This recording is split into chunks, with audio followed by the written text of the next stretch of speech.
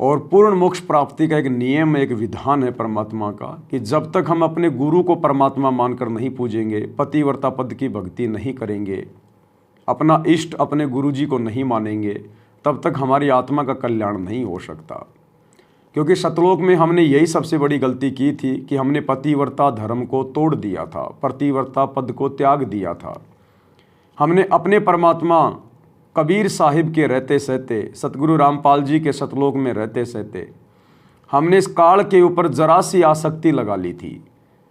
हम अपने भगवान को भी भगवान मान रहे थे और काल के ऊपर भी हमने आसक्ति लगा रखी थी, तो हम पतिव्रता पद से नीचे गिर गए। ठीक इसी प्रकार वर्तमान में हमने एकमात्र अपने गुरु को ही सब कुछ मानना है। हमारे गुरु के अलावा हमारे हृदय में परमात्मा के रूप में किसी और के लिए जगह होनी नहीं चाहिए। अगर जरा सी भी जगह हो गई तो हमारे साथ फिर से वही बनेगी जो सतलोक में बनी थी, अर्थात हमें फिर से गुरुदेव भगवान वापस सतलोक लेकर नहीं जाएंगे। इसलिए हमने तन मन शीश अपने ईश के ऊपर, सतगुरु रामपाल जी भगवान के ऊपर सबसे पहले हम ये जान लें, पहचान लें कि इस सतलोक वाली भक्ति में कबीर परमात्मा खुद ही सतगुरु का चोला धारण करके इस पृथ्वी पर अवतरित होते हैं, प्रकट होते हैं। तो सतगुरु के अलावा हमने बिल्कुल भी मन में भी नहीं सोचना कि कोई और परमात्मा होगा। देखो, बहुत सारे भाई बहन कहेंगे कि भाई ये जो रूप है गुरु जी का, दाढ़ी मूछ वाला, ये 650 साल पहले वाला रूप है कबीर परमात्मा का, और हमारे गुरु जी भी परमात्मा ही हैं, तो रूप तो उन्हीं का है 650 साल पहले वाला, क्या दिक्कत हो गई इसमें?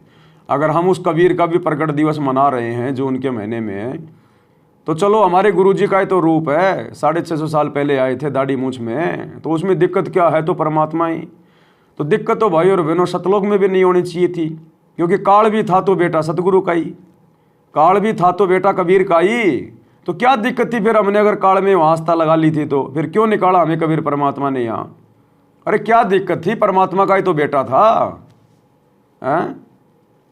तो ये नहीं चलेगा भाई और बहनों कि परमात्मा का ही रूप है, 650 साल पहले आए थे, दाढ़ी मूछ वाला भी उन्हीं का रूप है, नहीं चलेगा।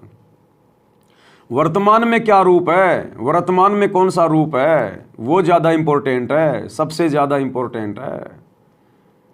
अरे पिछले जन्म में आपके कितने पति थे, आपकी कितनी पत्नियां थी, कौन कौन थी, आज अगर पता चल जाए तो उस घर में आपको घुसने भी नहीं देंगे। आप जाके दावा ठोक दो ना कि जी क्या दिक्कत है जी, पिछले जन्म में मैं था इसका पति और मैं अपनी पत्नी को वापस लेके जा रहा हूँ, आपके खोपड़ी के बाल उतार देंगे उसके घर वाले। तो ये अब नहीं चलेगा, ये पिछले जन्म में भगवान था, वो ही परमात्मा है, मुनिंदर रूप में आया था, सत्सुकृत रूप में आया, वो जिस रूप में आया उस रूप में आया था। अब उस रूप का वर्तमान में कोई महत्व नहीं है, कोई औचित्य नहीं है मोक्ष प्राप्ति के लिए।